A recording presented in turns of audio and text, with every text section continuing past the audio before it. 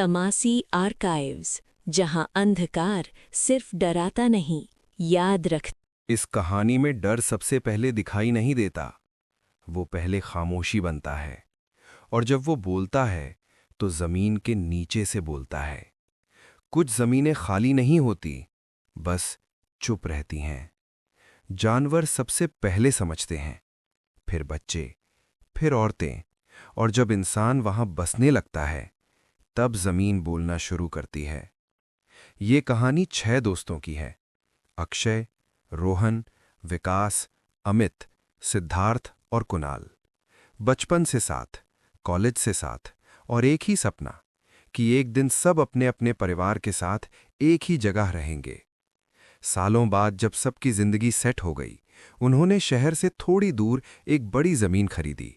जमीन बहुत सस्ती थी, बहुत शांत थी, और अजीब तरह से बहुत ज्यादा खाली थी। दलाल बार बार यही कह रहा था कि साहब, यहां पूरा सुकून है, कोई पड़ोसी नहीं।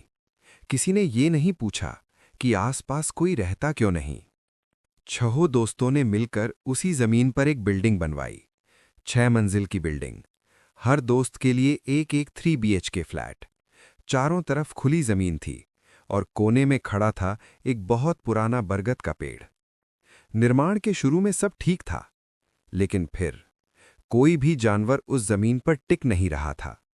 कुत्ते पास आते, अचानक रुक जाते और रोते हुए भाग जाते। बिल्लियां जमीन की सीमा पार ही नहीं करती थीं। मजदूरों ने देखा, पक्षी लोहे की रॉड पर भी नहीं बैठते थे। एक दिन एक मजदूर ने डरते हुए कहा, साहब, ये जमीन ठीक नहीं है। अक्षय हंस पड़ा। अच्छा ही है, उसने कहा, कम से कम जानवरों की गंदगी साफ नहीं करनी पड़ेगी। सब हंस दिए, लेकिन किसी ने ध्यान नहीं दिया कि उस बरगद के पेड़ पर आज तक एक भी पक्षी नहीं बैठा था। 1 साल बाद बिल्डिंग बनकर तैयार हो गई और सभी दोस्त अपने अपने परिवारों के साथ वहां रहने आ गए। पहली रात बहुत अजीब थी। न कुत्तों की आवाज, न कीड़ों की, न हवा की, बस एक भारी खामोशी। स्वाति बालकनी में खड़ी थी। उसे लग रहा था जैसे कोई उन्हें देख रहा हो। जब उसने अक्षय से कहा तो अक्षय हंसकर बात टाल देता है। दिन बीतने लगे। दूध जल्दी खराब होने लगा, पौधे सूखने लगे, बच्चे रात में डर कर उठने लगे। एक बच्चे ने कहा, रात को बालकनी में कोई खड़ा रहता है। सबने इसे बच्चों की कल्पना समझकर नजरअंदाज कर दिया। एक दिन दोपहर में सभी दोस्त की पत्नियां स्वाति के घर बैठी थीं। चाय पीते पीते बातें चल रही थीं। किसी ने कहा, रात को कुत्तों के रोने की आवाज आती है। दूसरी बोली, गायें यहां चारा नहीं खाती। एक औरत ने बहुत धीमी आवाज में कहा, मुझे सीढ़ियों से अजीब आवाजें सुनाई देती हैं। तभी एक औरत के रोने की आवाज आई।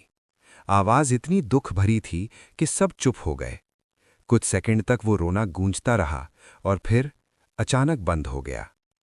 कमरे में सन्नाटा छा गया। स्वाति ने फुसफुसा कर कहा, हम सब तो यहां बैठे हैं, फिर रो कौन रहा था? किसी के पास जवाब नहीं था। उसी रात अक्षय की नींद ठीक 3:17 पर खुली। उसे लगा जैसे बाहर कोई चल रहा हो। कदमों की आवाज धीमी थी, घिसटती हुई। अक्षय ने दरवाजा खोला, लेकिन बाहर कोई नहीं था। फिर उसकी नजर कॉरिडोर के फर्श पर पड़ी। फर्श गीला था, जैसे कोई नंगे पैर रोते हुए वहां से गुजरा हो। उस रात के बाद हर रात ठीक 3:17 पर बिल्डिंग में औरत के रोने की आवाज आने लगी। कभी पास से, कभी दूर से। धीरे धीरे डर हर फ्लैट में फैलने लगा। एक सुबह बिल्डिंग के गेट के पास एक बूढ़ा आदमी खड़ा था। वो बिल्डिंग को घूर रहा था। अक्षय ने उससे पूछा कि क्या बात है। बूढ़े ने सिर हिलाया और कहा, यहां घर नहीं बनाना चाहिए था। जब कारण पूछा गया तो उसने बरगद की ओर देखा और बहुत धीमी आवाज में बोला, ये जमीन भूखी है। 6 दोस्तों को लगा था कि उन्होंने अपना सपना पूरा कर लिया है, लेकिन असल में वे किसी और की जगह रहने आ गए थे और अब वो चीज जाग चुकी थी।